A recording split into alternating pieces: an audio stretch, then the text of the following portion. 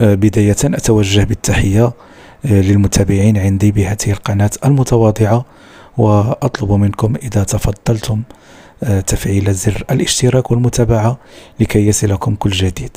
يباشر قاضي التحقيق بالمحكمة الابتدائية بطنجة التحقيق في قضية مجموعة الخير التي تستأثر باهتمام الرأي العام الوطني، إذ يتابع في الملف 11 شخصا منهم 9 نساء ورجلان، في الوقت الذي ما زال فيه آخرون في حالة فرار من العدالة، وقد صدرت في حقهم مذكرات توقيف على المستوى الوطني. ووفق مصادر فإن أزيد من 700 شكاية وضعت أمام القضاء بخصوص مجموعة الخير، يتهم فيها مئات الأشخاص غالبيتهم النساء بالنصب عليهم في مبالغ مالية كبيرة من طرف أصحاب المجموعة. عليكم بالنسبة لمجموعة الخير كانوا كيستقطبونا بقضية ديال الدارت بأنها دارت حلالة ماشي بأنها ريبة، وكانوا كيجيبوا لنا شيوخ مشايخ اللي كيطلعوا على المنصات اليوتيوب واللي موثوقين منهم كيقولوا لنا حلالا طيبا.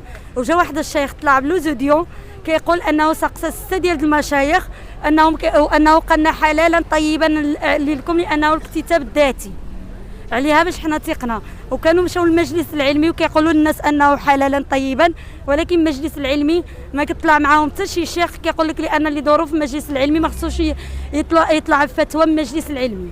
هادشي اللي كانوا. عليكم حنا ضحايا من ضحايا ديال مجموعه الخير اللي تنصب علينا. المهم هي كيقولوا المجموعه تكونت من هذه شي 3 سنين ولا 4 سنين، كل واحد شنو كيقول. المهم انا دخلت في شهر واحد، كانوا كيقولوا لنا بلي غندخلوا هي دارت عاديه، بلي انا سولنا نزلوا لنا فقهاء علماء، قال بيد المدير الرئيسه كتمشي عند الفقيه كتقول لنا ها الفقيه فلان فلاني ها هو قال سمعوا، كتعملنا لايف كنسمعوا شنو كاين.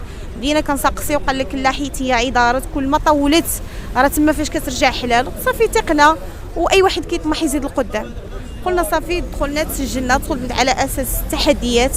قلت لها انا ما عندي منين نجيب لك الناس، انا ما نقدرش نتكلف شي حاجه انا ما شفتهاش.